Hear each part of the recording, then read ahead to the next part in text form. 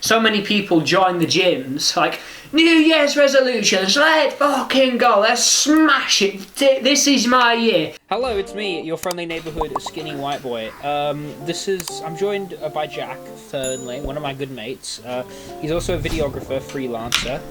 And yeah, we just wanted to have a chat, what are we having a chat about, really? The inspiration and staying motivated on how to actually do work and, yeah, stay motivated and what it really entailed, because most people get discouraged when it comes to this kind of industry, especially freelance. Like they don't land the clients and then they're kind of iffy and then they drop what they're doing. So yeah, we're here to conquer that. Yeah, I mean, I think the biggest issue people have is actually getting clients in the first place. Definitely. I mean, the first thing I would say is you have to gain self-confidence to be able to persuade other people to like you. Jack, what do you sort of think the main thing is about self-confidence and how to sort of grow self-confidence, if you will? I mean, I think you've got to grab life by the balls and you've got to have a pair of balls to tackle whatever life throws at you. And the first step to actually doing it is bloody doing it. Like, the best piece of advice I've ever gotten is, can I swear on this? Yeah, go for it. It's just fucking do it. I mean, nobody's holding you back. It's you holding yourself back at the end of the day. No one's got a fucking collar around your neck pulling you back. It's you with that collar, actually. Yeah, you're pulling yourself back from a scenario. I mean, it's just turned 2021, hasn't it? And you can just go to the gym, and if you're a regular at a gym, you'll probably know what we're talking about. So many people join the gyms, like, New Year's resolutions, let's fucking go, let's smash it, this is my year. Yeah. And then a couple of weeks later, it's the same regular people who've been there for years. I think people, especially people who are new to photography, a new job, whatever it is they don't understand motivation is short term. You want to do something, you go do it, and you feel a sense of accomplishment. What happens is that motivation disappears and then there's no habits. So it's about forming good habits. So for instance, if you aren't socially inept and you hate being in social scenarios, the skill to develop is to constantly be in social scenarios so it becomes second nature. That's a sort of... Yeah, 100%. Like for me, I was absolutely terrified. One of the first gigs that I ever landed was from my dad. What was it? It was just me at the back of the room being a camera operator, boring as hell, but it taught me a lot of good skills. I networked there, and we'll probably get onto that later or something. Yeah. But it definitely took me out of my comfort zone, and it was a real eye opener. Like, there's so much more outside of what you think's possible, and again, short term, it was like, this is bloody amazing. Like, I discovered something that was totally out of the realm of what I had been dreaming of, but it was very short-lived, because then I went back into some old habits and I was like, right, I have to do something build that's the problem with good habits, is they're a lot harder to follow through with than bad habits, because it's so easy to spend the day in bed instead of getting out and just taking a camera out and going shooting. So I mean, I thought it was 100%. I mean, I think there's a lot of other things that build upon a good... What is it? It's a good foundation. I think you've got to be passionate about what you're doing, but that alone is not going to get you to where you want. It's not going to help you achieve your dreams and your goals. You use... One thing I like to think of is use motivation as a stepping stone. Exactly, yeah. Yeah, like, use motivation. Motivation gets you started, but discipline builds habits, and habits get you to where you want to go. Habits last forever. I mean, I can relate that quite strongly to cinematography. I mean, the first time I did it, I was like, shit, I really want to record a video. And then the next time I was due to record a video, I was like, oh, I can't be bothered doing this. But it's the mindset of you can't be bothered, but you still do it. That's what pushes you to the next level. Because if you build those habits, that's what's important. That's what separates the consumer from the producers. Like, they're just going to eat all the content that you put out, and that's amazing for us, but you have to keep... I mean, there's lazy days that I like to call them. There's going to be lazy days where you just don't want to do anything. But if you there's no trouble in our problem having a lazy day, but you can't let that take root in your thinking and your beliefs and your actions, because it's going to grow and grow and grow faster than you think it is. Because one day will turn into 2 days, 2 days will turn into a week will turn into a month, and a month will turn into years. It's having that discipline to say enough now and carry on. I mean, I 100%. constantly talk about planting seeds. If you go out with your camera for one day and you take a photo, and you constantly are watering and nurturing that seed, you'll get better and better and better. And instead of that being an effort you put in, it'll become second nature. It'll become a habit. So it's not something that's difficult to do anymore. I know, and I guess if people are struggling to relate to what we're talking about because they haven't actually gone out and done it, like most people play video games. Let's use video games as an example. I think you can probably. We all remember when we first picked up a controller. We were like staring, like, what the hell are these buttons? How do I jump? Like, I tried to get my parents and my sister into game, and and they're constantly staring at the controller, up, down, up, down, up, down. Yeah. And when I play video games, I'm just kind of like, it's muscle memory. Yeah, You repeat. Yeah, you repeat over and over and over until it becomes second nature, it becomes muscle memory. And it's the same for everything, no matter what you want to get into. It's the same principles, habits and beliefs. I mean, so back to networking or building confidence. You mentioned about being in the back of the room with your parents. I know when I was at the National Diversity Awards, that was my first proper big award ceremony that I was the videographer for. And it was embarrassing, to point a camera in people's faces. Definitely. I remember it. Like, Right, go on. I was just going to say, after doing a couple gigs, you eventually tell people what you want them to do instead of just standing there all awkward.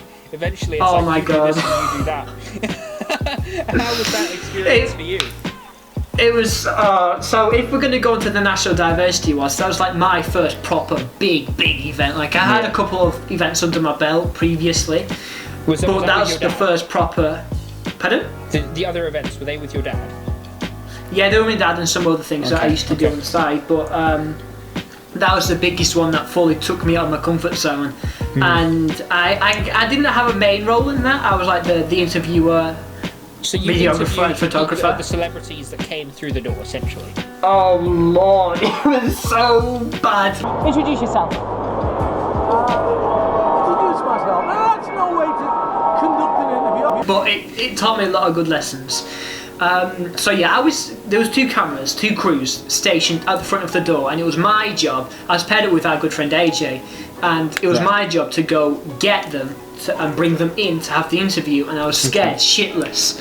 And I remember, oh my God, I literally said to AJ, right, you're coming, it's either all or nothing, you're coming with me, like, we were raised a little bit upon, like, the entrance was here, we were raised up, and then you went down a couple of stairs into the main mingling area. And I got AJ to come down with me onto them stairs, and like literally a flood of people were there with the drinks and stuff. Top quality celebrities, like it wasn't a joke. Oh my God, that's what made it so scary. I had no idea who these people were, and that's the thing. You're not gonna know who these people are, but you have to go ahead and do it. Like, you don't know who they are until you start talking to them. I mean they could be a bad. That builds into networking as well, because if you are talking to people you don't know, who knows what sort of opportunities come out of it. Like, I think it was you or one of our tutors who mentioned this to me. If you're in a lift with a famous director, you're not going to go, oh my God, you're so cool, I love you, you're amazing. You're going to say, hi, I'm a student photographer, videographer, and I would love an opportunity. You take advantage of the people you don't know so that those opportunities form for you. I think that's the most important thing. Yeah, as one of our shooters, and it's really true. Like, you're not going to... I mean, you're either a sheep or you're a, whatever you want to call it, someone else, like a lion or a tiger, whatever you want to call it. But the rest of them, the sheep would be like, oh my God, I'm your biggest fan, please, give me an autograph, can I come work for you? Like, oh my God. But if you get straight to the point, if you don't do what the rest of them are doing, that's going to give them a little bit of attention. So, oh, hang on, I'm not used to this. Yeah. And yeah, if you do what the rest of them are doing, it's not going to work out because, oh God, here we go again, another crazy fan. I mean, don't do what other people do. I think that also moves in towards a sort of stylistic type of thing. Now, you know from experience, and I know very well, that photography can look really bland, right? Everyone can shoot a portrait. Every single person on this planet can take a portrait with a bit of depth of field and it looks good. What are you doing to differentiate yourself from those people who have a camera? Because it's not about taking a photo, it's about the style you bring to your photo or video. I mean, I think it links back to what we said before, having passion of what you're doing. If you're truly passionate, you're going to find your own way to do something. Like, you've got to distinguish yourself, whether that be you get into a certain type of photography or whatever, but you have to find out what you're good at and kind of find your own spin on it. So you're not like the rest of them out there. You're not like your mum on the beach who's like, stand there, say cheese, and you've got all the background on it. But you have to find your own style, and if you can't, then it's not for you. But you have to find what works for you and what separates you from the crowd. And I mean, like, what separates you from the rest of them? Like, have you developed your own style or something? Like my style. My style is like very early, like photography, like 70s, moving into 80s.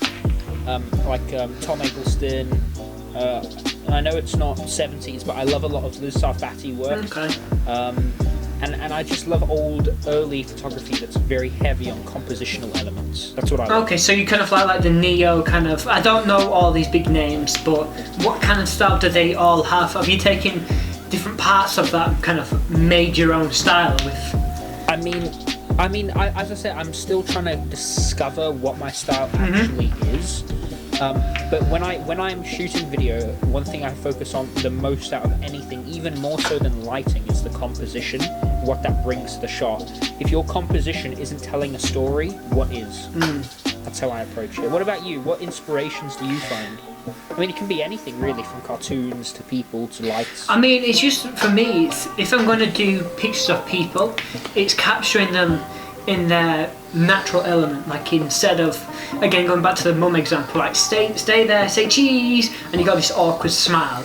I try to capture people when they're mid-conversation or something. Like, it's more, it's more emotion. It's not fake. You can see it's not fake. And like, that's my main kind of style that I've gone with for photography at the moment when shooting people. I mean, for anything really, when they're doing something and they know that they're not being taken like pictures off. Does that make any sense? Yeah, I mean, it makes it seem more real. It's not like scripted or fake. Or... That's the style that I'm trying to go with at the moment. I mean, street is a completely different ball game. Street is like hectic when it comes to photography.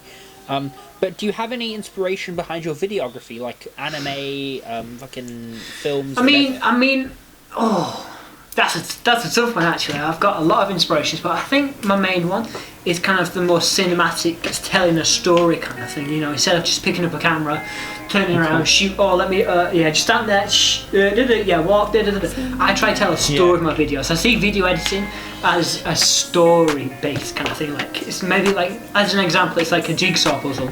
You've got different elements, and you construct these elements into a certain timeline to get a feeling or evoke a message towards your audience. And I try to do that through, like, when I'm actually shooting, more cinematic kind of, like a shot can tell a lot.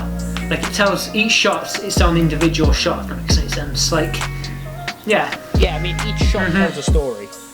I mean, I think that's the most important aspect of visual storytelling, is literally, if your photo, video, whatever it is, doesn't tell a story in a single frame, why is it there? It can't just be a picture of someone smiling and a portrait, a nice little depth of field. Why does it exist? What is happening that makes it a worthy photo? Yeah, definitely. Like, you can just pick up. I mean, there's no shame in doing this, especially when you're starting out. But when you start to get out and break and get more experience, you should really start looking for your own style, something that separates you from the crowd. Because if you stay where you've got to accept change, and you've got to adapt to change, and you've really got to find something that separates you from the crowd. I mean, if everything tells its own story, and people say the camera lies, the camera always lies, as we both know. But you've got to really find your own style, especially when you're more like got a lot of experience. Because I mean, that's what a lot of people do. They just don't develop themselves, their work or anything, their photography or videography.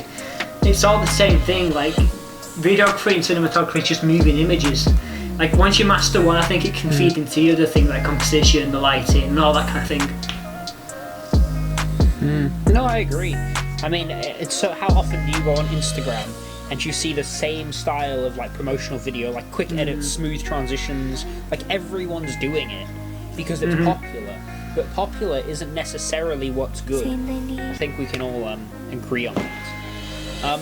I was also going to ask, in regards to networking and self-confidence, what do you think is the most important part of the self-confidence, and how does one take self-confidence but then pitch that to other people? I think it really comes down to understanding yourself. You know, you can't treat people differently. Like, of course there are clients you've got to treat them with a certain level of what their needs are, but if you try to conform to what other people want you to be, you're not going to be authentic. You're going to come off as a fake. You're going to be a clone of somebody else. So I think it's all about understanding who you are and then being confident in that, like being comfortable in your own skin, because so many people just wander around trying to imitate other people and get their own approval.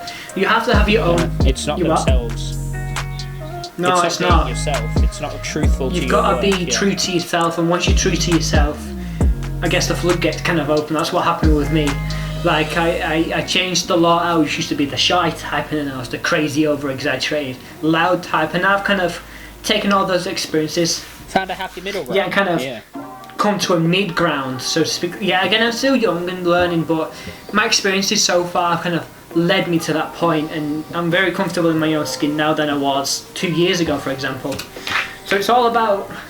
I mean, I was going to say, validation, obviously, if you're a beginner, you need to seek the advice of people who have a lot more experience than you. I mean, now we're talking like we're professionals, but we're far from professionals, and there's still a lot to learn. But I think validation, insofar as seeking it from everyone, is almost like a prison, because as soon as you want validation, you are constantly searching for approval, and as soon as you have approval, you're worried about losing it. So it's a lose-lose scenario. As soon as you have it, you're worried about losing it. As soon as you want it, you're constantly searching for it. So as long as you are not setting your standards based on other people, I think it's a way to progress. Definitely. I think that's the most important. Alright, hang on, let me check. I'm so conscious about the camera, right? Hang on. Check if I'm actually fucking recording. Thank fuck it's recording. My god. Right, I'm so conscious when it comes, because I can't see the actual like flashing lights on the other side of the screen. Fuck me. Right. Right, let's Right, go on. So let's talk about COVID. COVID. COVID's buckled a lot of people. COVID's hectic, bro. It's been a shit year for a lot of people. I mean, some people have buckled, some people have grown. I mean, it comes back to change. You know, nothing's still. Nothing. Time just goes on and on and on, with or without you. So you've got to adapt to the change. Like, especially freelance stuff. Like in doing that with physical clients, everything's taken a beating this year, or last year actually, hasn't it? You've got to really adapt. I mean, one of the things that I'm thinking of at the moment is how can I bring value to my clients with the current situation. We all have something in common. All of our lives has been disrupted in some way due to COVID, and there's always... It's about not letting the situation define you.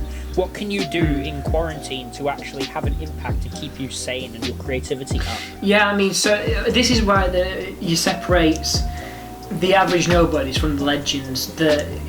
When your back's against the wall, it shows your real true colours and like what kind of person you are. And that's not necessarily a bad thing. If you don't like who you are at the moment, you've identified your weaknesses, or what you don't like, and you can take the actions now to change that. But it all starts with understanding your weaknesses and what you're not good at, and then taking the actions to go do that. And you can't have the victim mentality where it's like, oh, I can't do it because something's blocking my way. There's always a way around. It might be hard, but there's always a way around to doing something. I mean, this just brings me back to another quote which I also recite a lot, which is, be like water. If there's something blocking your path, you either whittle away at it over time, or you just go around it. It's not something that you can change, so you have to learn to live with it. So you move your way around it. I mean, I remember when COVID first started, there was all this like it's only going to last 2 months, so people stopped. And then it lasted for more than a year, and now people have to continue, you know? So in those beginning stages, it was about just keeping the momentum up, Definitely. because you form bad habits. That was the problem. I mean, I remember COVID started, I didn't take pictures for 2 weeks, and I started to get like, oh god, only another month and a half before I can go take photos. A week later, I was out shooting, just people on the road, because I needed to do something to keep my creative mind happy. So I just went out shooting. That's what it is. If you can't shoot a movie because of COVID, go out and take pictures. Remind yourself what inspired that need to go do videography. Yeah, life brings you down to your knees, and it's a real wake-up call. Like we get complacent. I definitely got complacent in my skills. Like, oh, I'm like the best in my group. I'm the best in my age range. And COVID's like, motherfucker, you are shit compared to other people. And it was a real wake-up call, and like it really expanded my horizons, for lack of a better word. I think the acceptance is there's always going to be someone better than you, but that doesn't mean you stop working on yourself. I mean, there's always someone better than you. There's always someone who's got the next level of understanding that you don't have. And it's just about continuing to grind until one day you overtake them. That's all. Because it will happen. So these hurdles. It will happen. Like you might have been at it for a couple of months, a year, 5 years, and like, oh god, I can't keep going. I've thrown everything into it. But there comes a certain point in everybody's life where if you keep at it, life will ease up on you, and it will give you what you want if you have the determination to keep going. Because most people quit. I mean, hardship makes you appreciate the moments where it's easy. If there was no difficulty in life, you wouldn't enjoy the moments of pure bliss. So the good comes with the bad, and the bad comes with the good. There can't be one without the other. So the bad, it's just about learning to embrace it and carrying on. Just go with whatever's happening. As it comes. 100%. And in a way, it humbles you. Like, you might think you're the shit, but then something comes up where it makes you reevaluate your situation and change your belief system. Definitely, bro. Definitely. I agree 100%. Right. We've been recording for nearly 40 minutes. Oh my god. Right, okay. I think we call it a wrap, but I really like Definitely.